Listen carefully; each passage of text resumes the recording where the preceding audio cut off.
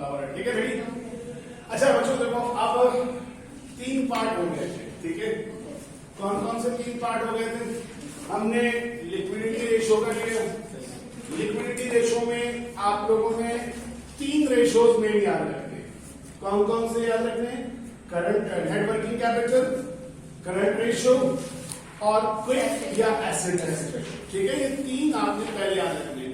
चौथा super quick ratio मैंने additional करवाया है, आज तक पूछा नहीं है बीकॉम पार्ट 1 में, पार्ट 2 में पूछ सकते हैं, ये मना नहीं है, लेकिन बहरहाल वो इतना इंपॉर्टेंट नहीं है।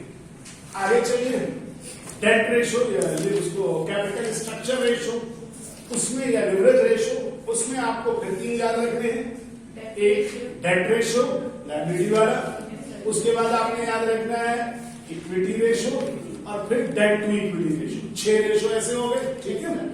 उसके बाद आ जाइए एक्टिविटी रेशोज में। एक्टिविटी रेशो में भी अगेन जो तुमने याद रखने वो फिर 3 रेशोज में याद रखना। Inventory turnover, account receivable turnover और टोटल ऑपरेटिंग डेज। यहां 2 मैंने एक्स्ट्रा करवाए हैं, एक अकाउंट पेबल टर्नओवर और एक टोटल बिजनेस साइकिल, ठीक है। ये भी अभी तुम्हें पास पेपर्स में नजर नहीं आएंगे। तो टोटल देखा जाए तो 9 रेशो जो हमारे ऐसे हैं जो हमारे पास पेपर्स में मौजूद हैं और 3 मैंने एक्स्ट्रा कराए, तो 9 और 3 मिला के कितने हो गए आपके पास? 12 हो गए। तो 13वां रेशो 13 रेशो यहां से शुरू करते हैं, ठीक है। ये कहलाते हैं प्रॉफिटेबिलिटी रेशो। ये रेशोज लास्ट जितने रेशो थे वो बिलोंग कर रहे थे, आपने देखा ज्यादातर वो बिलोंग कर रहे थे बैलेंस शीट से, यानी खास के पहला वाला लिक्विडिटी रेशो और दूसरा वाला कैपिटल स्ट्रक्चर रेशो तो 100% किससे बिलोंग करता था? वो बिलोंग करते थे बैलेंस शीट से। सारा आइटम आपको बैलेंस शीट से लेना था। लेकिन चूंकि अब हम बढ़ रहे हैं प्रॉफिट की तरफ, तो प्रॉफिट का पार्ट मौजूद होता है किसमें? इनकम स्टेटमेंट में। इसलिए जो अब रेशो नजर आएंगे वो नजर आएंगे किससे रिलेटेड? इनकम स्टेटमेंट से रिलेटेड। इतनी बातों के बाद अगर आपने काम किया होगा तो आपको एक बात समझ में आई होगी कि बेसिकली रेशोज अगर दे दिए जाए तो एक बीगा, मैं समझता हूँ बीकॉम पार्ट 2 का स्टूडेंट इस लेवल पे है तो उसके पास कोई और मसला नहीं होना चाहिए, सवाए इसलिए कि रेशोज के अंदर डाटा को फीड कर दे और एक दफा समझ ले कि भाई इसका मतलब क्या बनता है और उसके हिसाब से। लेकिन असल काम क्या है कि बाद दफा डाटा एक्सट्रैक्ट करना, और वही मैं आपको इस वक्त फॉर्मेट के अंदर समझाते हुए जा रहा हूं। और सुनिए ये 4 प्रॉफिटेबिलिटी रेशो में फिलहाल पहले हम ये 4 रेशो डिस्कस करेंगे। इसका बोर्ड पे 3 रेशो है, मैंने इसको 4 रेशो को स्क्रीन को थोड़ा सा और बड़ा करके ये 4 रेशो आपके सामने पहले लेकर आ रहा हूं, ठीक है। प्रॉफिटेबिलिटी रेशोज, प्रॉफिट से रिलेट करते हुए सारे रेशोज हैं। देखिए अब ये 13, 14, 15 और 16 ये 4 रेशोज आप एक गो में याद रखने की कोशिश कीजिए। लेकिन इन 4 रेशोज को याद करने से पहले या इनको समझने से पहले आपको इनकम स्टेटमेंट का एक रेगुलर फॉर्मेट याद होना चाहिए, क्योंकि इनमें वो चीजें इस्तेमाल होनी है जो इनकम स्टेटमेंट से रिलेट करती है। जिन सवालात में आपको इनकम स्टेटमेंट बना के दे दिया जाए तो उसमें तो आपके लिए कोई प्रॉब्लम नहीं है, क्योंकि इनकम स्टेटमेंट के सारे आइटम्स अवेलेबल होंगे। लेकिन अगर कभी किसी सवाल में आपको इनकम स्टेटमेंट का डाटा पकड़ा दिया जाए तो आपके दिमाग में वो फॉर्मेट्स होने चाहिए जिससे आप खुद इनकम स्टेटमेंट बनाएं और फिर आप इन रेशोज की तरफ क्या कर सकें? मूव कर सकें, ठीक है। सबसे पहला बिल्कुल सादा सा फॉर्मेट, आप जानते हैं कि सबसे पहले क्या होती है? सेल्स। अब नेट का मतलब आपको समझ में आ जाता है कि अगर रिटर्न और डिस्काउंट करके दे दिया जाए तो माइनस करके आप बेशक उसको चाहे तो शो कर सकते हैं, क्योंकि जानते हैं आपके सेल्स से लेस होता है, ठीक है ना। अब यहाँ पे मैंने शो नहीं किया है क्योंकि आप सब समझते हैं।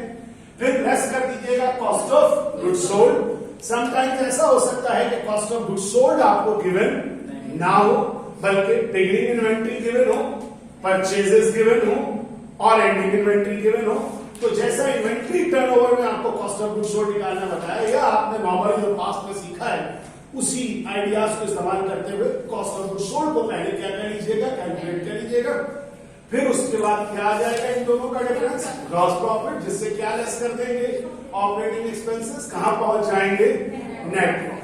ये वो एकेडमिक प्रॉफिट और लॉस स्टेटमेंट या इनकम स्टेटमेंट का फॉर्मेट है जो मेरा नहीं ख्याल कि आप में से किसी के लिए भी कोई नई बात हो, ठीक है। लेकिन यहीं पर जरा सा एडवांस लेवल का इनकम स्टेटमेंट भी समझ लीजिएगा, क्योंकि बाज़ औक़ात एक ऐसा इनकम स्टेटमेंट आ जाता है जिसमें इंटरेस्ट और टैक्सेस भी इन्वॉल्व होते हैं, ठीक है।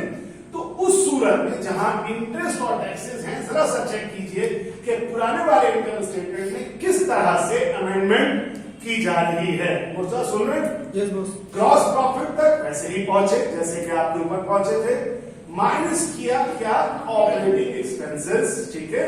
लेकिन देखिए हमेशा याद रखिएगा कि हम नॉर्मल हालात में या क्वार्टर में भी हम ऑपरेटिंग एक्सपेंसेस के अंदर ही इंटरेस्ट को शो कर दिया करते थे, लेकिन इन प्रैक्टिकल वर्ल्ड इंटरेस्ट एक्सपेंस को ऑपरेटिंग एक्सपेंसेस में शामिल नहीं किया जाता।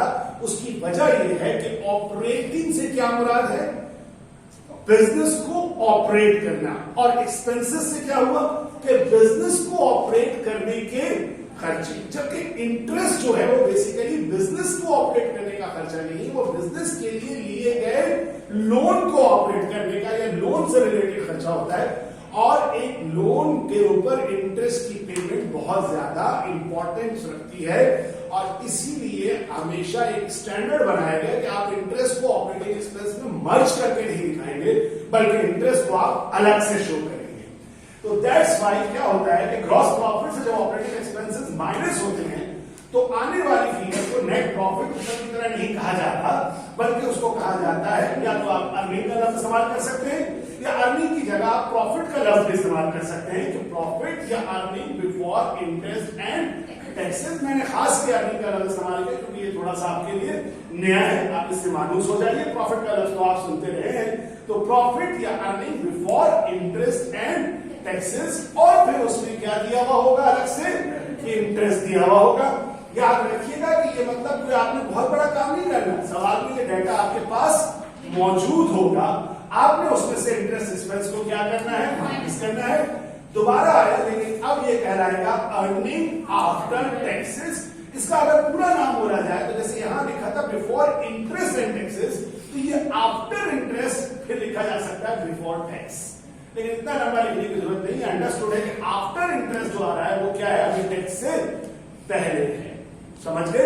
तो इसका अगर पूरा नाम मैं बोलूं तो क्या हो सकता है, earning after interest but before tax, या कॉमा लगा के बिफोर टैक्स। और उसके बाद इसमें से क्या लेस कर दिया जाता है, इनकम टैक्स, और फिर आता है जिसको अब कहा जाता है नेट प्रॉफिट या earning after interest and taxes, या सिर्फ आप लिख दीजिए टैक्सेस। तो याद रखना बेटा कि बाज दफा इन सवालात में सिंपल होगा और बाज दफा शायद ऐसा मल्टीपल इनकम स्टेटमेंट हमें सॉल्व करने को या काम करने को मिले। तो जरा सा ये फॉर्मेट्स यहां से जहन में रखिएगा। अगर आपको याद हो तो कुछ ऐसे क्वेश्चंस भी हैं हमारे आपके पास, आप देखिएगा कॉस्ट अकाउंटिंग के अंदर भी अक्सर हैं जिनपे इस तरह का फॉर्मेट इस्तेमाल किया गया है, और उसको रिवर्स कैलकुलेशन में क्या करना है, सॉल्व करना है। और वहां पे आके आप देखिएगा कि यहां पर भी आपको ऐसे सवाल मैं करवाऊंगा जिसमें ये चीज डायरेक्ट सी नहीं होगी, बल्कि रिवर्स कैलकुलेशन में कुछ चीजें आएंगी। बहरहाल अभी फिलहाल ये दोनों इनकम स्टेटमेंट अपने दिमाग में बैठा लीजिए और वापस आइए, आप इधर आइए और देखिए कि क्या रेशो नजर आता है। इसको कहा जाता है नेट मार्जिन और नेट इनकम रेशो। इन सब रेशो में जो चार में पढ़ा हूं, 13, 14, 15 और 16, इन सब में बेस में हमेशा क्या मौजूद है, नेट सेल्स। चूंकि ये नेट प्रॉफिट मार्जिन है तो ऊपर क्या आ जाएगा, नेट प्रॉफिट। अगर ये वाला फॉर्मेट है तो ये वाला प्रॉफिट, ये वाला फॉर्मेट है तो ये वाला प्रॉफिट। ग्रॉस प्रॉफिट मार्जिन में gross profit upon net sales. Cost of goods sold, cost of goods sold margin नहीं लिखा हुआ है, तो सिर्फ रेशियो लिखा हुआ है, क्योंकि कॉस्ट ऑफ गुड्स सोल्ड एक एक्सपेंस का नेचर है, इसलिए इसके साथ मार्जिन का लफ्ज इस्तेमाल नहीं हुआ। इसको नेट प्रॉफिट मार्जिन, इसको ग्रॉस प्रॉफिट मार्जिन कहा गया, लेकिन इसको cost of goods sold margin नहीं कहते, क्योंकि मार्जिन का लफ्ज जो है वो प्रॉफिट से रिलेट करता है, इसलिए उसको cost of goods sold ratio. तो चेंज क्या हुआ, ऊपर कॉस्ट ऑफ गुड्स सोल्ड, नीचे क्या आ गया नेट सेल्स, और ऑपरेटिंग एक्सपेंस रेशियो में ऊपर क्या आ गया ऑपरेटिंग एक्सपेंस और नीचे क्या आ गया नेट सेल्स। तो ये चारों रेशियो मुझे नहीं लगता कि आपको याद करने की जरूरत है, नाम से आपको मालूम हो जाएगा कि जिस चीज के बारे में कहा गया उसको सेल्स के साथ क्या कर दिया जाएगा, डिवाइड कर दिया जाएगा, और 100 से मल्टीप्लाई करने के पीछे ये उसको परसेंटेज में शो किया जाता है, इसलिए उसको 100 से मल्टीप्लाई करने होते हैं। सही चल रहा है? Yes, 10 minute 24 second. अब यहाँ पे ये ध्यान में रखिएगा कि ये इनके कुछ नाम है। अब इसको जैसे मिसाल के तौर पे नेट प्रॉफिट मार्जिन या नेट इनकम रेशियो मैंने लिखा है, लेकिन हो सकता है सवाल में ये कह दे आपसे इसका नाम कि net profit to sale ratio, net profit to sale ratio, तो वो भी कोई और नहीं होगा, यही होगा। इसको कह दे gross profit to sales ratio, तब भी वो यही रहेगा। या कह दे rate of profit on sales, rate of profit, rate of gross profit on sale, ये सब नाम इन्हीं के होंगे। तो नाम थोड़े से क्या किए जा सकते हैं, बदले जा सकते हैं, लेकिन उसी में छुपा हुआ होगा फॉर्मूला, उसी को पढ़कर आप इन फॉर्मूले तक पहुंच सकते हैं। ठीक है, आइए अब इसको मैं एक दफा सॉल्व दिखा दूं, जो क्वेश्चन नंबर 1 जैसे कि हमारा मॉडल क्वेश्चन था जिसके ऊपर हम काम कर रहे थे। आप देख सकते हैं कि इसमें इनकम स्टेटमेंट डाटा हमारे पास था, जिसमें यहां पर ये आपको कंपैरेटिव इनकम स्टेटमेंट ईयर 1 और ईयर 2 बना के दी हुई थी। इसमें आप देख सकते हैं सेल्स की, ईयर 1 के सेल्स की फिगर है, ईयर 1 के कॉस्ट ऑफ गुड्स सोल्ड की फिगर है, ग्रॉस प्रॉफिट की फिगर है, ऑपरेटिंग एक्सपेंस की फिगर है, और अब आप नेट प्रॉफिट तक पहुंचते हैं। और बिल्कुल सिंपली अगर अब आपको मैं सोल्यूशन की तरफ ले जाऊं, फिगर्स वहां पे लिखे हुए हैं, थोड़ा सा एक साथ दोनों शीट्स को मैं नहीं रख सकता सामने, लेकिन देखिए बिल्कुल सादा सी बात है। ये net profit ratio, net income और नेट सेल्स रेशियो, यहां पे वो नेट इनकम को डिवाइड करके निकाला गया, दोनों में एक काम हुआ। दूसरे नंबर पे क्या कर दिया गया, ग्रॉस प्रॉफिट को डिवाइड कर लिया गया। अभी आप लोग जब घर जाके दोबारा देखिएगा तो मेरा ख्याल है शीट के साथ आराम समझ में आ जाएगा, कोई मुश्किल बात नहीं है ऐसी। अगर कोई फिगर आगे पीछे हो जाए तो परेशान मत होइएगा, बात यह है कि होना वही चाहिए नेट्स यहाँ, ठीक है। कॉस्ट ऑफ गुड्स सोल्ड, फिर यहाँ पे क्या ऑपरेटिंग एक्सपेंस रेशियो। अब एक चीज देखिए बच्चों, थोड़ा सा मैं इसको बड़ा कर दूं कि शायद वीडियो में ना आ रहा हो, थोड़ा सा मैं एक चीज आपको समझाना चाहता हूँ ताकि आपके जहन में ये बात हमेशा बैठ जाए कि अगर कभी भी ये चारों रेशियोज हमारे पास आते हैं तो आपने एक चीज का ख्याल रखना है। देखिए बेटा, एक मिनट को मैं थोड़ा सा मौसम जरा बेटा लाइट ऑन करोगे, मैं बोर्ड पे एक चीज लिखना चाहता हूं ताकि वो बात मिली। एक मिनट लाइट ऑन कर दो, ऊपर वाली में, ठीक है, थैंक यू। देखो इनमें एक चीज को अच्छी तरह जहन में रख लो कि अगर ये नॉर्मल फॉर्मेट हमारा इनकम स्टेटमेंट का ये है, sales, cost of goods sold, gross profit less operating expenses और नेट प्रॉफिट, ये दो चीजें इसमें से क्या हो रही है, माइनस हो रही है। आपको याद है इन चारों में हमने बेस में किसको रखा, बेस में हमने किसको रखा, नेट। तो बेटा net sales would always be what, 100। Net sales जो है वो क्या होगा, हमेशा 100 होगा। अच्छा, अब अगर मैं पहले साल को बेस करता हूं तो जरा देखिए कॉस्ट ऑफ गुड्स सोल्ड कितना है, 73। तो अगर मैं यहाँ कॉस्ट ऑफ गुड्स सोल्ड 73 लिखूं और 100 से माइनस करूं कितना होगा, 27। क्या ख्याल है, ग्रॉस प्रॉफिट 27 है।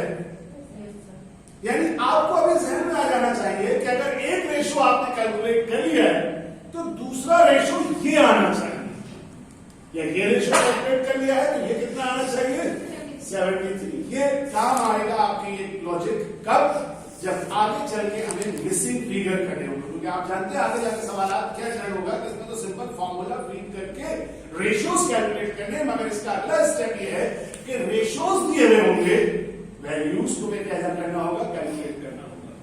आई बात समझ में।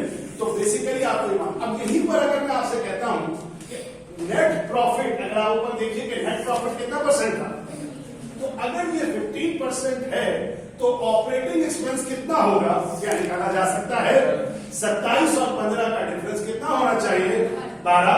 You can check it here कि कितना परसेंट है, 12%। So there is a straight relationship between all these 4 ratios, इन तमाम के दरमियान एक हमेशा क्या होगा, रिलेशनशिप होगा और उसी रिलेशनशिप पर आप काम करेंगे। यानी एक ईयर का एक साथ होगा, अगर आप ईयर 1 को ईयर 2 के साथ आप मिला कर देना, ईयर 1 अलग होगा और ईयर 2 अलग होगा। Is it clear? Yes sir. सबको समझ में आ गई बात? Yes sir. तो अब यहां तक अगर आपने नोट किया तो ये प्रॉफिटेबिलिटी रेशियो किस पे बेस करते हुए निकाला गया कि कंपनी पिछले साल, अगर आप उसको एलोबरेट करना चाहते हैं, उसका प्रॉफिट कितना था, नेट प्रॉफिट 12% था। इस साल करंट ईयर में 14% है। इसका मतलब है कंपनी प्रॉफिटेबिलिटी के हिसाब से इंप्रूव कर रही है, 2% का उसका इजाफी है। यही चीज अगर ग्रॉस प्रॉफिट में जाके देखें तो कितना परसेंट है, 27% से बढ़ के कितना हो जाता है, 33। लेकिन आप एक चीज जरा नोट कीजिएगा, ग्रॉस प्रॉफिट 27 से 33 हो रहा है।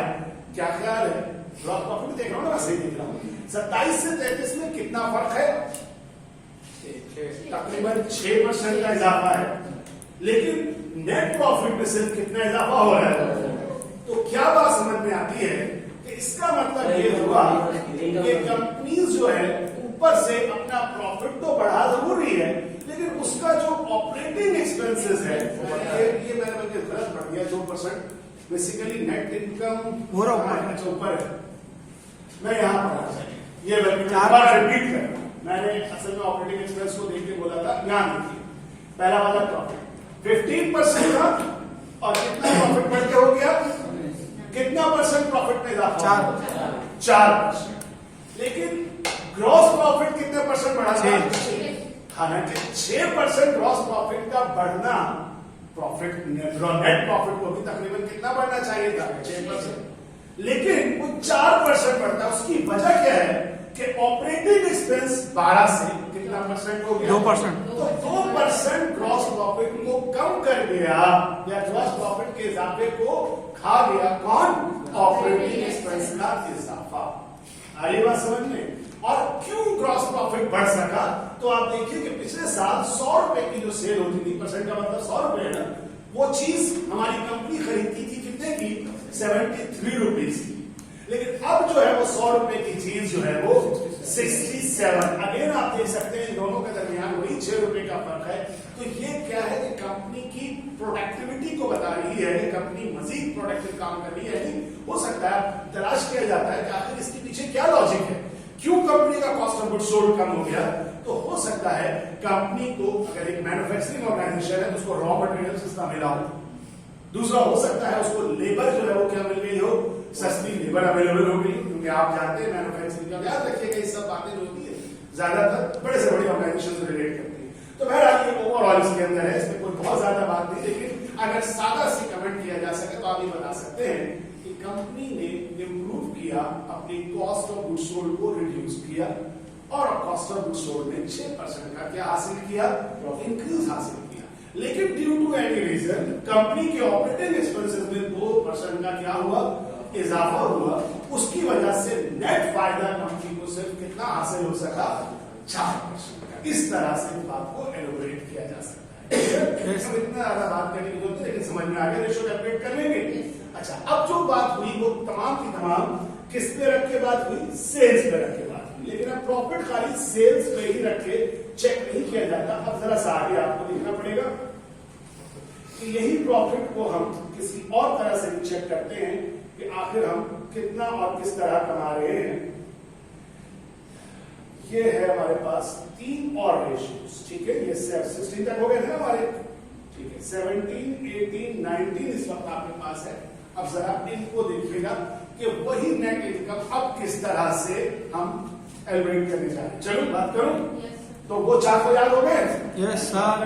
अब देखिए, अब 17 कहलाता है rate of return on asset.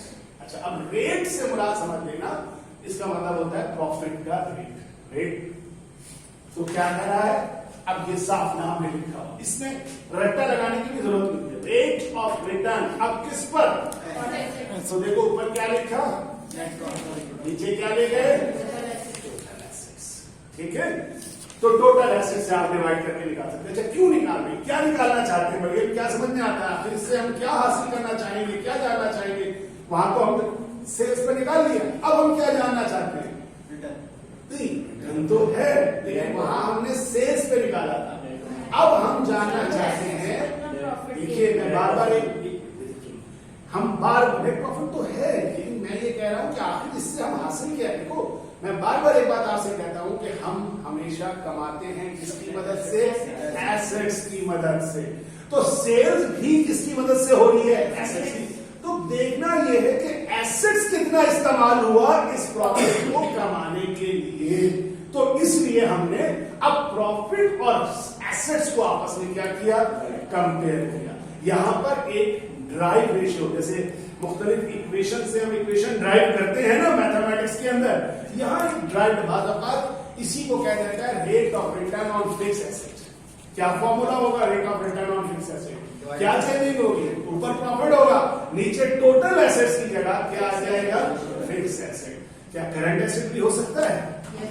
होने को तो हो सकता है लेकिन होता नहीं, क्योंकि करंट एसेट याद रखो, बार बार मैं कहता था कि कमा के नहीं देता। करंट एसेट तो पड़ा हुआ है, वो तो ऐसे नहीं दे रहा, वो तो प्रॉफिट बना रहा है। असल कमा के देने में कौन सी चीज सवाल होती है? तो हो सकता है कि आज आपको rate of return on asset है, कल को हो सकता है rate of return on fix asset आ जाए, तो फॉर्मूला उसी हिसाब से चेंज करेंगे। मुझे दिखाने को तो समझ में आती है बात। नेक्स्ट पॉइंट है rate of return on capital, यानी अब सोचोगे असल में एसेट तो होते हैं, लेकिन एसेट तो हासिल होते हैं कहां से, या तो ऑनर के पैसों से या फिर शेयर होल्डर्स के पैसों से। तो अब ये तो निकालो ना कि पैसा लगा के ऑनर ने कितना कमाया। तो इसलिए अब नीचे क्या रखा जा रहा है, टोटल शेयर होल्डर इक्विटीज लिखा जा रहा है। आई बात समझ में? इन दोनों में क्या हो, इन दोनों की मजेदार बात यह है कि इन दोनों में कोई बहुत बड़ा फॉर्मूला रखने की जरूरत नहीं है। इनमें साफ लिखा होगा एसेट और इसमें लिखा होगा, और रेट ऑफ रिटर्न का मतलब हुआ हमेशा क्या, नेट प्रॉफिट। हाँ बस ख्याल रखना, अगर यही आ जाए rate of return on sales, तो वो कौन सा वाला हो जाएगा, पहला 14 जो आज पढ़ाया, rate of return on sales हो जाए तो वो नेट प्रॉफिट वाला जो पहला पढ़ा। Rate of return on asset और rate of return on share holder equity यहां होगा। तो थोड़ा सा ख्याल रखते हुए चलेगा, क्योंकि बहुत खुशी हो जाती है बातों का जब रेशो का सवाल आएगा और आप फॉर्मूले देखेंगे। हर फॉर्मूले के बाद आपको अगर आता होगा तो आपके दौरान खून तेज होना शुरू होगा, मुझे आता है, मुझे आता है।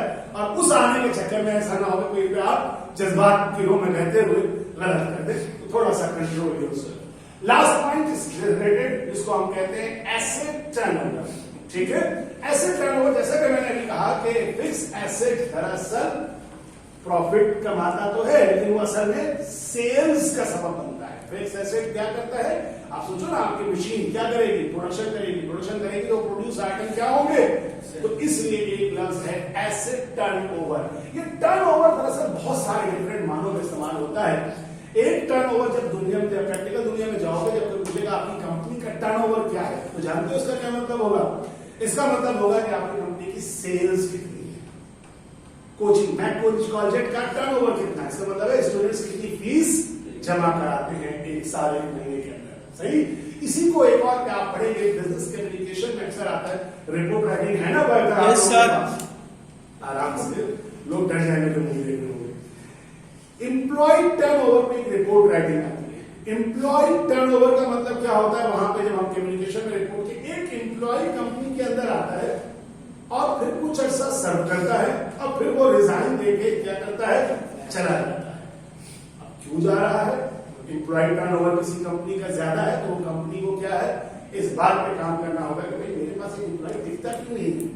क्योंकि आपको मालूम होना चाहिए आजकल मैनेजमेंट भी आपका सब्जेक्ट है, आपको ह्यूमन एसेट्स की भी मालूम होना चाहिए, टेक्नोलॉजी होती है। क्या होता है ह्यूमन एसेट्स? तो ये होता है कि जब कोई ऑर्गेनाइजेशन अपने एम्प्लॉय को अपने लिए इस्तेमाल करती है तो उसको अपने पर्पस के लिए क्या करती है, ट्रेन करती है। वो ट्रेनिंग जो है वो बहुत इंपॉर्टेंट होती है, क्योंकि फिर वो एम्प्लॉय ज्यादा बेहतर तौर पे कंपनी को क्या कर सकता है, सर्व कर सकता है। और इसीलिए बाकी पर्सनल्स या की लोगों को अपने ऑर्गेनाइजेशन छोड़ती नहीं है। आप जानते होंगे कि ऑर्गेनाइजेशन अक्सर लोगों को बड़ी पोस्टों पे गाड़ियां भी दे रही होती है, मोबाइल फोन भी दे रही होती है, घर भी दे रही होती है। आपका क्या ख्याल है, ये सारे बेनिफिट्स को क्यों अलाउ कर रही होती है? तो उसके पीछे सिर्फ और सिर्फ कंपनी अपना मफाद देखती है, और उसका मफाद ये होता है कि अपने लोगों को या अपने उस एम्प्लॉय को जो उसके लिए बेनिफिशियल है उसको इतनी फैसिलिटी प्रोवाइड कर दो कि वो हमारी कंपनी से जाने का ना सोचे। और उसके पीछे वो बेसिकली क्या डेवलप कर रहे होते हैं, अपना ह्यूमन एसेट्स। लेकिन ये दोनों बातें इससे रिलेटेड नहीं थी जो मैंने बात की, ये एक मैनेजमेंट और कम्युनिकेशन के अंदर सिर्फ आपको एक टर्नओवर के लफ्ज को समझाने की बात थी। फिलहाल बहुत आसान है, एसेट टर्नओवर का formula net sales upon average assets, ठीक है। इसको 100 से बाद औकात मल्टीप्लाई कर देते हैं, बाद औकात नहीं करते हैं, क्योंकि टर्नओवर आता है अक्सर टाइम्स में। आपने देखा था कि इन्वेंट्री टर्नओवर और वो आ रहा था टाइम, लेकिन कुछ लोग इसको परसेंटेज में भी बता देते हैं कि भाई इतना परसेंट का मतलब अगर फसल आया कितना नेट सेल्स आया कि 50%, तो 50% का मतलब है कि 100 रुपए का एसेट इस्तेमाल करके कंपनी 50 रुपए का सेल्स करती है। दूसरे का आया 60%, उसका क्या मतलब हुआ, वो कंपनी 100 रुपए का एसेट इस्तेमाल करके 60 रुपए का सेल करती है। तो इस तरह से बेहतर और बेहतरीन या बद से बदतरीन की तरफ हम कैलकुलेट करके पहुंचते हैं। बस फर्क ये है कि बाकी जगह पर हम डायरेक्ट इसको चेक कर रहे थे प्रॉफिट, लेकिन अब हम यहाँ किसको चेक करना चाहते हैं, सेल्स। लॉजिक ये है कि सेल्स को अभी आपने दिखाया मैंने कि बाद औकात ऑपरेटिंग एक्सपेंसेस वगैरह की वजह से और कॉस्ट ऑफ गुड्स सोल्ड के महंगे होने की वजह से प्रॉफिट सही हासिल नहीं हो पाता।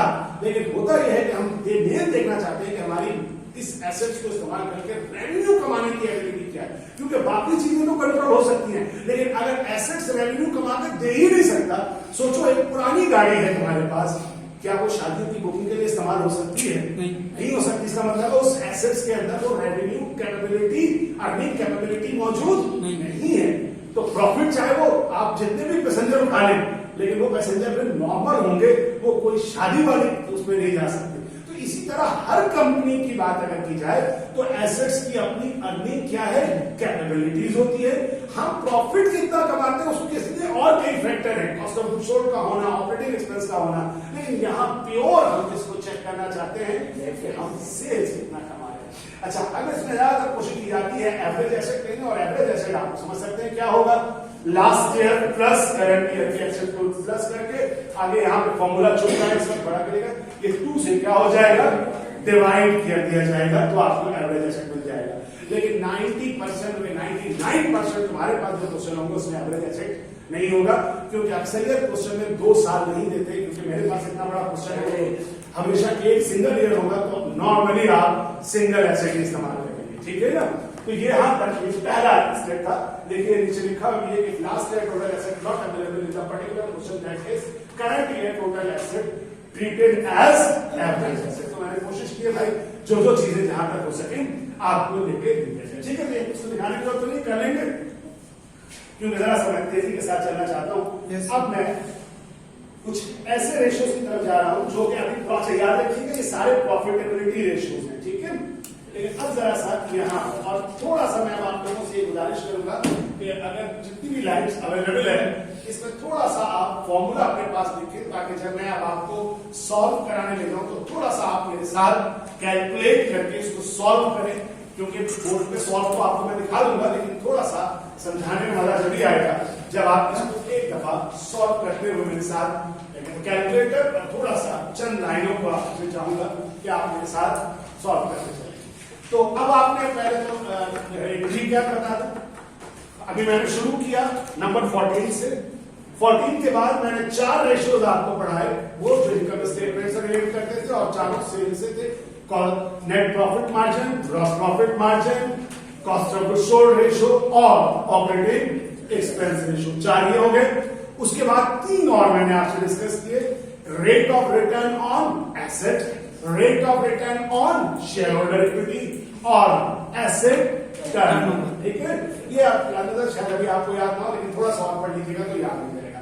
यहां तक आने के बाद अब हम 19वां रेशियो खत्म हो चुका था, अब हम 20 की तरफ बढ़ रहे हैं, ठीक है।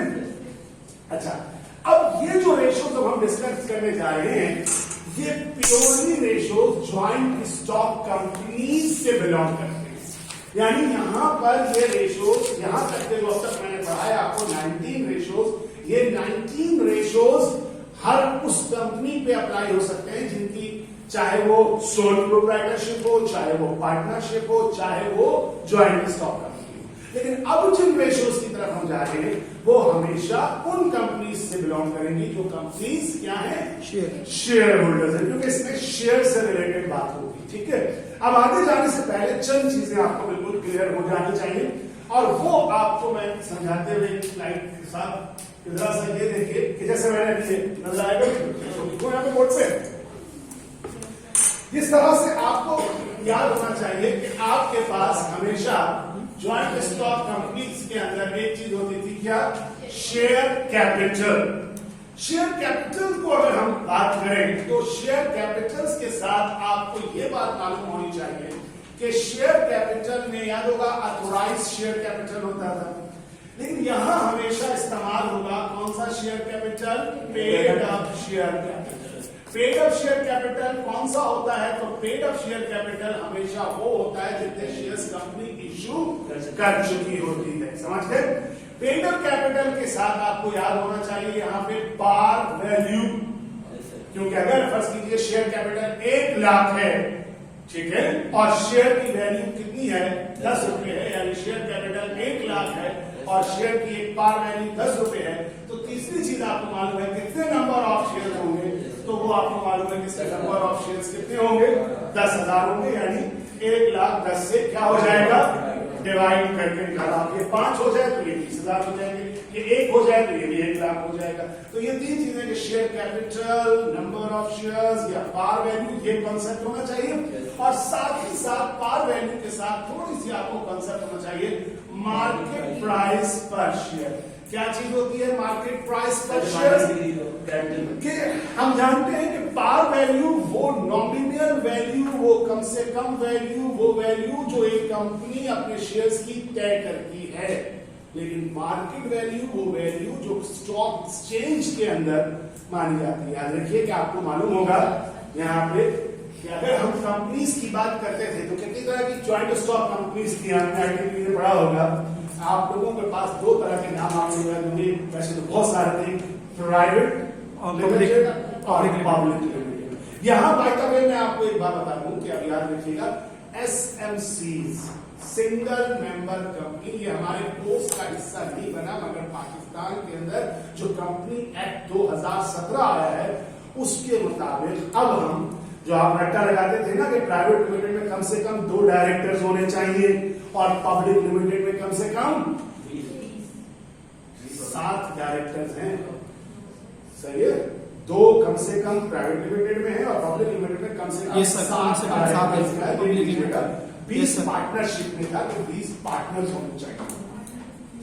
अच्छा, लेकिन अब दुनिया में रूल आ गया है सिंगल मेंबर कंपनी का, जिसमें एक आदमी, क्योंकि हम हमेशा पढ़ते थे एक आदमी के साथ कंपनी स्टैब्लिश नहीं हो सकती, लेकिन अब दुनिया में सिंगल मेंबर कंपनी का लफ्ज आ गया है और उसमें सिर्फ एक मेंबर ही, यानी एक शख्स भी अपनी प्राइवेट लिमिटेड कंपनी खोल सकता है, लेकिन उनको कहा जाता है सिंगल मेंबर कंपनी।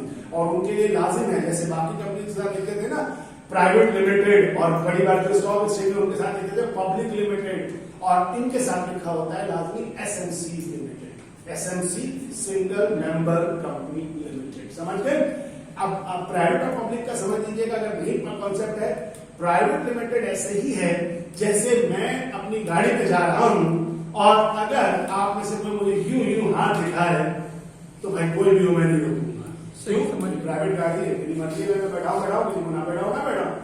इसी तरह प्राइवेट लिमिटेड कंपनीज के जो डायरेक्टर्स होंगे, जो ऑनर्स होंगे, उनकी मर्जी है कि वो किसी को अपने साथ शामिल करें या किसी को अपने साथ शामिल ना करें। That is private company for, अब वो खानदान के चंद लोगों की हो, चंद दोस्तों की हो, चंद लोगों की हो, कोई दूसरा उसमें शामिल उसी वक्त हो सकता है जब उनकी मजदूरी हो। लेकिन पब्लिक लिमिटेड रोड पे चलती हुई रिक्शा, टैक्सी या बसेस हैं जिसको हर शख्स पैसा देके क्या कर सकता है, जिसकी सवारी कर सकता है। इसी तरह public limited company stock exchange में लिस्टेड होती है और वहां पे लिस्टेड का मतलब है रजिस्टर्ड होती है और उसके शेयर का एक हिस्सा वहां पे ट्रेड होता है, लोग खरीदते हैं, बेचते हैं और आप सुनते हैं स्टॉक एक्सचेंज मार्केट ऊपर जा रही है, नीचे जा रही है और वहां पर वो शेयर्स में कारोबार कर सकते हैं। और वही कंपनी असल में इस वक्त हमारे डिस्कशन का पार्ट है, जो कि स्टॉक मार्केट में होती है। स्टॉक मार्केट स्टॉक एक्सचेंज में उनकी प्राइस होती है, जो कंपनी प्रॉफिट में जा रही होती है, एक्सपेक्टेड उनकी मार्केट प्राइस क्या होते हैं, बढ़ते हैं, जिनके नहीं होते, लॉसेस में जा रहे होते हैं, उनके हमें शेयर प्राइसेस कम हो रहे होते हैं। ये वो लॉजिक है जो आपके पास होना चाहिए। और यहीं पर फिर आपको थोड़ा सा एक आखिरी एक चीज मालूम होनी चाहिए डिविडेंड के बारे में। कि ज्वाइंट स्टॉक कंपनीज या जो भी कंपनीज हैं वो अपने प्रॉफिट का वो हिस्सा जो शेयर होल्डर्स को दे दे प्रॉफिट बांटते हुए, उसको हम नाम देते हैं डिविडेंड का नाम देते हैं। तो यहां असल में अब हम ये नापते जा रहे हैं या ये सीखने जा रहे हैं कि किस कंपनी में, क्योंकि आप समझिए कि आप वो पोटेंशियल शेयर होल्डर है, यानी आप वो लोग हैं जिन्होंने किसी कंपनी को स्टॉक एक्सचेंज में जाके शेयर में क्या करना है, इन्वेस्टमेंट करनी है, और अपनी इन्वेस्टमेंट के दौरान आपने जांचना है कि मैं किस कंपनी में इन्वेस्ट करूं और किस कंपनी में इन्वेस्ट ना करूं। ठीक है, ये बहुत इंटरेस्टिंग है, टाइम है मेरे पास अभी, मैं इसको एक्सप्लेन कर सकता हूं। सुनिएगा जरा तवज्जो के साथ, और जैसा कि मैंने कहा है कि फॉर्मूला दूंगा अपने साथ लिखिएगा ताकि लाइट सही है ना, ऐसा ना कोई और बटन कर दूं। इसको कहते हैं अर्निंग पर शेयर, और अर्निंग पर शेयर का पहला फॉर्मूला याद रखिएगा, लिख लीजिए। क्या लिखा है मैंने, net profit divided by number of share outstanding. आगे वैसे मैंने नंबर ऑफ शेयर आउटस्टैंडिंग को भी एक्सप्लेन किया होगा, पर नीचे क्या है अच्छा इधर ये है नंबर ऑफ शेयर्स आउटस्टैंडिंग। कैसे निकलेगा, पेड अप शेयर कैपिटल, आपको जितना पेड अप शेयर कैपिटल होगा उसको किससे डिवाइड कर दीजिएगा, पार वैल्यू से, तो नंबर ऑफ शेयर। जैसा कि अभी मैंने बोर्ड पर आपको करके दिखाया कि नंबर ऑफ शेयर्स, ये नंबर ऑफ शेयर्स को ध्यान में रख लीजिएगा, वापस आ जाते हैं उस पर। तो अब देखिए इसमें फॉर्मूला लिखा आपने, जल्दी से लिखिए। आप दूसरे नंबर पे देखिए, मैं इसको सॉल्व करके आपको समझाऊंगा, ठीक है। अगला अर्निंग रेट या अर्निंग यील्ड क्या है, earning per share upon market price per share. अब पहले आप ये तीन, और तीसरा price earning ratio, market price per share upon earning per share, ये तीन पहले याद रखें। अच्छा, अब यहां पर एक याद करने का तरीका बता दो, अर्निंग पर शेयर, पर का मतलब पता है ना, एक शेयर पे कितना कमा रही है, ठीक। तो क्या वो ऊपर क्या आया, प्रॉफिट आ गया, नीचे क्या आ गया, कितने शेयर्स हैं, कितनी तादाद में शेयर होल्डर हैं, नंबर कितने हैं। अच्छा, अब कमाया, रेट क्या बना, वही अर्निंग पर शेयर। याद रखिएगा कि अक्सर अगर आपको ये अर्निंग रेट निकालने को कहा जाए तो ये अर्निंग रेट उस वक्त तक नहीं निकल सकता जब तक आप अर्निंग पर शेयर ना करें, क्योंकि यही अर्निंग पर शेयर जो आप 20 में कैलकुलेट करेंगे उसको यहां पर आप क्या करेंगे, यूज करेंगे, और उसको डिवाइड किससे करेंगे, मार्केट प्राइस पर शेयर से। और तीसरा रेशियो जो 22वें नंबर पे आ रहा है, ये है प्राइस अर्निंग रेशियो। अगर आप नोट करें तो ये दोनों में सेम चीज है, बस जगह बदलनी है। जो इसका न्यूमरेटर था वो उसके डिनोमिनेटर में चला गया, जो इसका डिनोमिनेटर था उसके न्यूमरेटर में चला गया। सही बोला ना मैंने हर्ष, मैं बड़ा ततला जाता था पहले डिनोमिनेटर बोलते, सही बोला मतलब, यस सर बिल्कुल। बहुत शुक्रिया। तो डिनोमिनेटर, और ये देखिए, अब भी आप सोच रहे हो शायद रोशन साहब कि आखिर इसको ऐसे करने का क्या फायदा, तो जरा देखिएगा कि इन दोनों केस का क्या फायदा होता है। आइए मैं आपको सवाल की तरफ ले जाता हूं, और वो वैल्यूज जो आप कैलकुलेट करेंगे, और जो बच्चे मेरे वीडियो भी देख रहे होंगे उनसे भी मैं यही कहूंगा कि अगर पेन पेंसिल पकड़ लें, वीडियो पॉज कर दें बेशक, और इस रेशियोज को लिखें दोबारा से वापस जाकर, और मेरे साथ ये रेशियोज कैलकुलेट करें। सर जो देख रहे हैं वही मैं करूं बॉस। अरे भाई,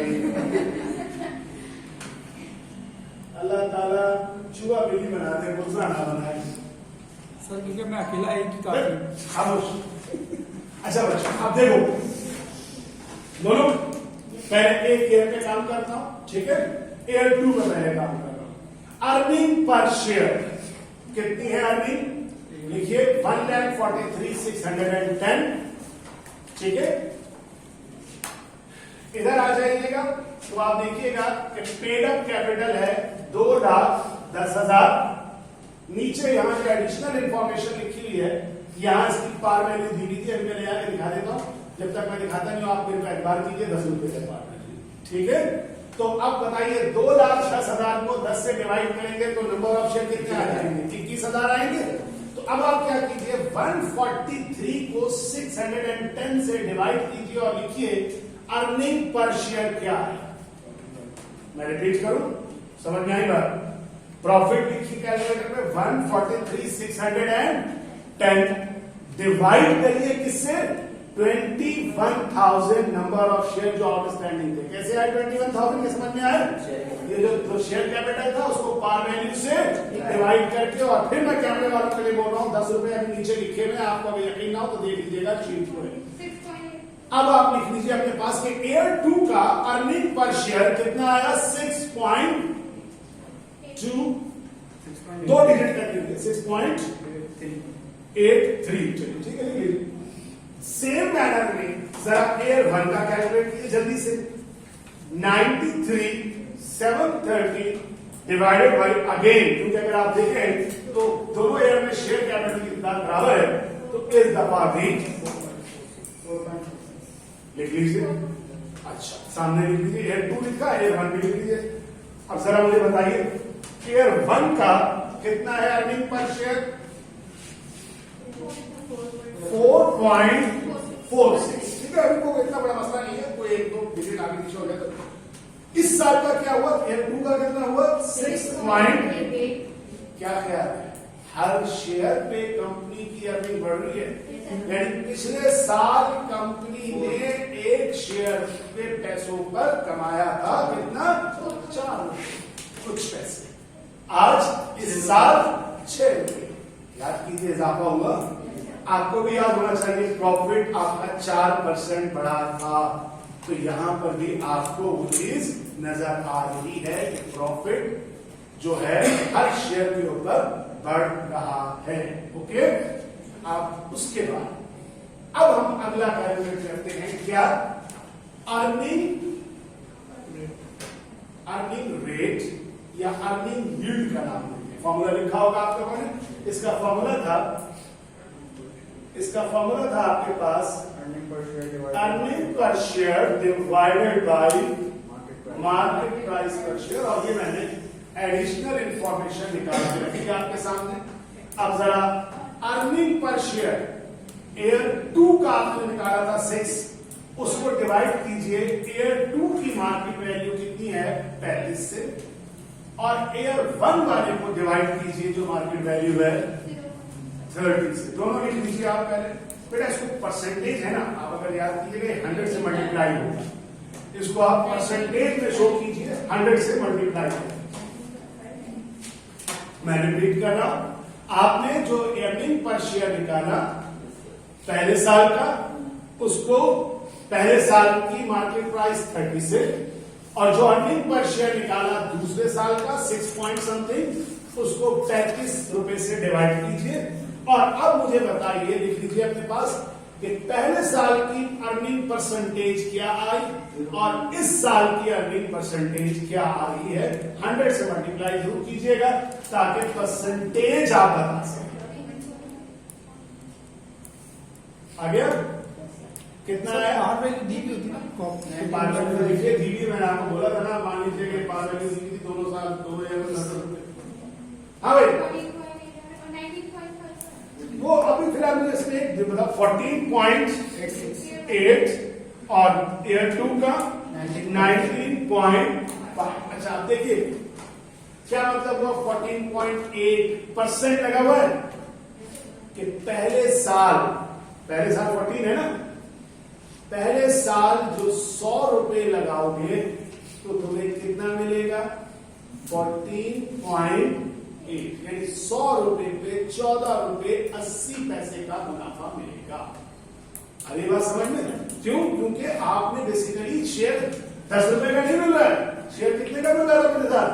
30 रुपए का। एक तरह से तुम्हारे पैसे कितने लगे हुए थे कारोबार में? 30 रुपए लगे हुए थे, और जब 30 रुपए लगे हुए थे तो तुमने कमाया कितना था? शायद 4 पॉइंट समथिंग था, तो वो कितना परसेंट बना? वो बना 14%। अगर तुम इन दोनों को दो एयर ना सोचो, बल्कि सोचो कि ये दो अलग अलग कंपनीज हैं, एक Air 1 कंपनी और एक Air 2 कंपनी, और तुम पोटेंशियल इन्वेस्टर हो। पोटेंशियल का मतलब तुमने इन्वेस्ट करना है, तुम किस कंपनी के शेयर में इन्वेस्ट करना चाहो? कंपनी 1 100 रुपए पे 14 रुपए कमा के दे रही है समथिंग %, जबकि कंपनी 2 100 रुपए पे कितना कमा के दे रही है? 19 पॉइंट समथिंग। तो बोलो ज्यादा कमा के दे रही है। हालांकि अगर देखा जाए तो ये 30 रुपए में 4 रुपए कमा के दे रहा है, और ये 35 रुपए में 6 रुपए कमा के दे रहा है। तो हालांकि पैसे 5 रुपए क्या हो रहे हैं, बढ़ रहे हैं, लेकिन जितने से पैसे बढ़ रहे हैं उससे ज्यादा क्या बढ़ रहा है, प्रॉफिट बढ़ रहा है। इसलिए एज एन इन्वेस्टर Air 2 वाली कंपनी आपके लिए क्या होगी, मोस्ट अट्रैक्टिव, मोर अट्रैक्टिव होगी देन Air 1। आई बात समझ? Yes sir. इसी बात को अगले रेशो में हम दोबारा देखते हैं जो कि थर्ड था, जिसको कहा गया था प्राइस अर्निंग रेशो। अच्छा, एक चीज मैं वापस जरा सा जाके एक चीज याद करवा दूं, क्योंकि इसमें तो वही चीज है। अक्सर मैं भी आपकी तरह जब पढ़ रहा था तो मुझे इन दोनों रेशियोज में बड़ी दुश्वारी थी कि मैं कैसे याद रखूं। कि अर्निंग रेट में क्या है, earning per share upon market price per share है, जबकि प्राइस अर्निंग रेशियो में market price per share upon. तो मैंने इसका ये ध्यान रखा था कि प्राइस अर्निंग रेशियो में पहले कौन सा लफ्ज आ रहा है, तो इसमें क्या आ जाएगा, ऊपर मार्केट प्राइस, और नीचे क्या होगा, तो अर्निंग रेट का फॉर्मूला बिल्कुल इसके क्या होगा, अपोजिट होगा। इस तरह मैंने इसको अपने जहन में बैठा के रखा था अर्ली डेज में, जब मुझे मुश्किल होती थी कि मैं किस तरह एक फॉर्मूले को दूसरे फॉर्मूले से डिस्टिंग्विश करूं, क्योंकि दोनों ही एक ही डाटा को लिखते हैं। अच्छा, अब मरियम बड़ा इंटरेस्टिंग सवाल है, अब इसको सॉल्व करते हैं कि आखिर एक ही चीज को दो मुख्तलिफ अंदाज में शकील साहब क्यों पेश कर रहे हैं। पहले आगे सॉल्व करिए जरा आप दोबारा डाटा से। तो अब आप डाटा से सॉल्व करने के लिए जो आपने पिछला काम किया था उसमें आपने क्या किया था, अर्निंग पर शेयर को ऊपर रखकर मार्केट प्राइस को नीचे रखकर डिवाइड किया था और 100 से मल्टीप्लाई किया था। अच्छा, आप मल्टीप्लाई मत कीजिएगा 100 से, अब रखिए पहले कंपनी Air 1 के लिए 30 को ऊपर रखिए और उसको 4 पॉइंट समथिंग से डिवाइड करके उसको रेशो में शो कीजिए। सही है, यानी आप 30 को ऊपर रखो और 4 पॉइंट जो अर्निंग आई थी उसको डिवाइड करो, क्या आया, 6 पॉइंट। देखो मैंने एक मिनट आपके लिए थोड़ा सा दिखाने के लिए बोर्ड पे दफ्तर है भाई हमारे पास,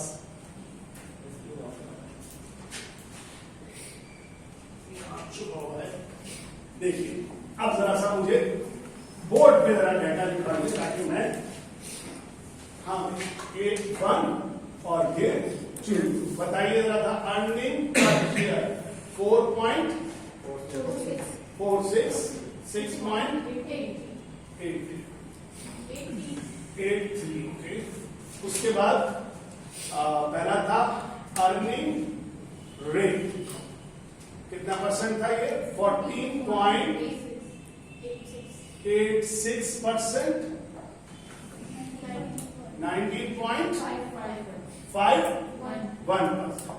और अब प्राइस अर्निंग रेशियो बोलो 6.72:1 और दूसरे साथ में 5.12:1। अब देखो जरा, इसके मुताबिक Air 2 फेवरेट थी। क्यों फेवरेट थी? क्योंकि इसकी अर्निंग रेट 100 रुपए में 19 था, इसका अर्निंग रेट 100 रुपए में। इससे क्या समझ में आता है? इसको कहा जाएगा बड़ा ऐसे जाएगा क्या रेशो, ये 1 रुपए है तुम्हारी क्या, और ये है तुम्हारी क्या, यानी इसमें 1 रुपए कमाने के लिए, अगर Air 1 एक कंपनी है, मैंने कहा कि दोनों अलग अलग कंपनी, 1 रुपए कमाने के लिए, 1 रुपए की अर्निंग के लिए तुम्हें 6 रुपए 72 पैसे इन्वेस्ट करना पड़ता है, जबकि इसमें 1 रुपए कमाने के लिए 5 रुपए 12 पैसे इन्वेस्ट करने पड़ते हैं। बताओ कौन सी बेहतर है? Air 2 कंपनी बेहतर होगी ना, क्योंकि कम लगाकर वही कमाया जा रहा है जो वहां ज्यादा लगाकर कमाया जा रहा है। आई बात समझ? लेकिन अब ये किसके लिए पता है, हेल्पफुल है। एक वो शख्स की मिसाल लो, आप देखो, याद रखो कि यू आर द एडवाइजर, आप एडवाइजर हो, आपके पास एक आदमी आता है एडवाइस देने के लिए, वही रखो भरोसा ताकि वो वाले व्यू रहता है। एक आदमी आता है एडवाइस देने के लिए, वो कहता है यार मेरे पास पैसे मौजूद हैं, मैं दूध, भैया कहते हैं ना पेंशन वाले लोग जो रिटायर्ड हुए उनके पास एक मखसूस सरमाया होता है ना, जो उन्होंने रिटायरमेंट के बाद हासिल किया होता है। तय है 20 लाख 30 लाख 40 लाख 50 लाख एक। अब वो क्या चाहेंगे कि जो 20 लाख 30 लाख 40 लाख जो भी है उनके पास उसमें ज्यादा से ज्यादा कमाए। तो तुम उनको जब मशवरा दोगे तो उनको दोगे इस अर्निंग रेट वाले फॉर्मूले से कि देखिए 100 रुपए लगा के इसमें कितना मिल रहा है 14 रुपए 86 पैसे, इसमें 100 रुपए लगा के कितना मिल रहा है। तो जिनकी इन्वेस्टमेंट फिक्स है उसको 100 पे फिक्स करके प्रॉफिट को वैल्यू कि 100 रुपए लगाओगे इतना प्रॉफिट, 100 रुपए लगाओगे इतना प्रॉफिट। अब वो प्रॉफिट क्या हो सकता है, अप एंड डाउन हो सकता है मुख्तलिफ कंपनीज का, और आप जाके उसके ऊपर ज्यादा वाले पे कहेंगे इन्वेस्ट कर। लेकिन बाज औकात एक ऐसा आदमी आता है कहता है पैसे का मसला नहीं है, मुझे रिटर्न इतना चाहिए। मतलब एक शख्स आपके पास आता है कहता है मैंने अपने बच्चे को तालीम के लिए बाहर भेजना है और उसके लिए मुझे हर साल या हर महीने इतना रिटर्न चाहिए, मुझे बताओ आज इतना रिटर्न हासिल करने के लिए मैं कितना लगाऊं, मुझे इतना रिटर्न मिलेगा।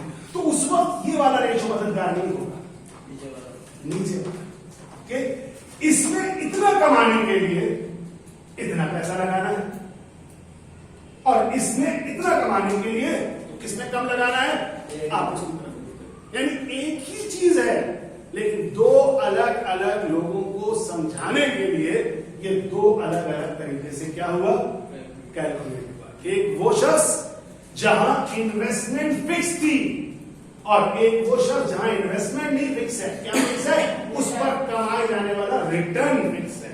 जहां रिटर्न फिक्स हो वहां प्राइस अर्निंग रेशो यूज करते हैं और जहां इन्वेस्टमेंट फिक्स हो वहां अर्निंग रेट को इस्तेमाल करते हैं ब्रीफ करके। आई मेरी बात समझते हैं? तो ये एक छोटा सा था, मजा आता है जब आप इस पर काम करते हैं। और जल्दी से खत्म करने के लिए, लेक्चर को वाइंड अप करने के लिए, अब आपने यहां तक देखा कि ये रेशोज आपने कैलकुलेट किए। अब जरा सा मैं सारा कैलकुलेशन के बजाय मैं चाहूंगा कि मैं वाइंड अप करूं और मैं सारी वो चीजें, मगर अब दो चीजें। सबसे पहली चीज, आपने ये फैसला तो कर लिया कौन सी कंपनी बेहतर है, कौन सी ज्यादा है जी, टू कंपनी अच्छी है, ओके वेरी गुड, बहुत अच्छी बात है। लेकिन आपको मालूम है सब का सब जो चीज बेस कर रही है वो किस पर बेस कर रही है, डिविडेंड। अभी डिविडेंड नहीं जाओ, अभी जिस जो नॉलेज हुई उससे बात करो। सब की सब चीज बेस कर रही है मार्केट प्राइस पर बेस कर रही है। आप किसी को मशवरा दे देते हैं कि भाई इस पर मार्केट प्राइस शेयर बढ़ रही है इस कंपनी की, जाओ इसमें इन्वेस्ट कर दो। क्यों बढ़ रही है, बढ़ इसलिए होगी कि भाई वो कंपनी ज्यादा प्रॉफिट कमा के देगी। लेकिन जानते हैं जहां अच्छे लोग होते हैं वहां बुरे लोग भी होते हैं। बोल पड़े, साबित हो गया। तो वही वाली बात है कि जहां अच्छी टैक्टिस है वहां पर ही कंपनीज चंद ऐसी टैक्टिस इस्तेमाल करती है कि उनकी फेक वैल्यू से शेयर बढ़ जाए। तो आपको तो ये भी तो ख्याल रखना है ना कि आप किसी की इन्वेस्टमेंट डुबा ना दें। आपने आज उसको इन्वेस्टमेंट करवा दी उस शेयर में कि हाँ कर लो बढ़ जाएगा, लेकिन मालूम हुआ आने वाले कल को प्राइसेस धड़म से क्या हो जाए, नीचे आ जाए। तो इस चीज को चेक करने का तरीका है या इसको जांचने के लिए निकाला जाता है क्या, बुक वैल्यू पर शेयर। याद रखो कंपनी, जैसा कि मैंने कहा कि मार्केट प्राइस उसी की बढ़नी चाहिए जिसकी प्रॉफिट अर्निंग कैपेबिलिटी क्या हो, ज्यादा हो। लेकिन वो ज्यादा सिर्फ ख्यालों में ना हो, सिर्फ फ्यूचर के लिए ना हो, बल्कि माजी भी उसका क्या हो यही बता रहा हो कि माजी में भी वो क्या करती आई है, कमाती आई है या नहीं। तो मैं इसको अभी देख नहीं जाऊंगा, बस समझ लो कि जो शेयर होल्डर इक्विटीज था उसको डिवाइड कर दिया जाएगा किससे, नंबर ऑफ शेयर आउटस्टैंडिंग से। यानी अगर किसी कंपनी की मार्केट प्राइस, चलो एक निकालते हैं जरा, शेयर होल्डर इक्विटी मुझे याद है कितनी है, देखो जरा मैं सवाल पे जाता हूं, एक दफा निकालो क्वेश्चन नंबर 1। अब ये तो याद है ना, ये ध्यान में रख के चलो, इसकी मार्केट वैल्यू कितनी थी और इसकी कितनी थी। थोड़ी देर पहले ऐसे कर लो कि दोनों अलग अलग कंपनीज हैं।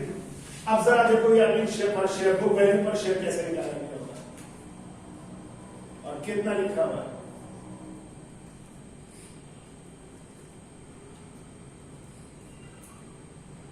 बुक वैल्यू पर share, earning per share, earning yield की फॉर्मूला।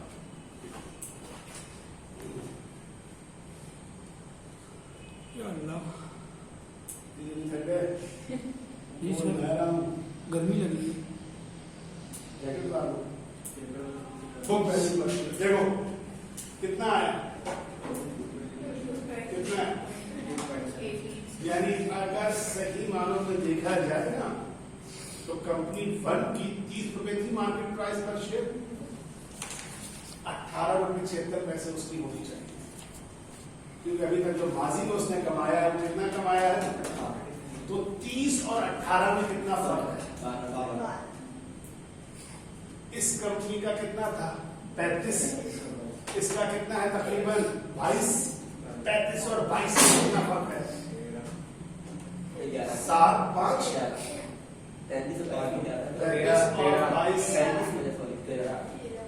13 रुपए का फर्क है।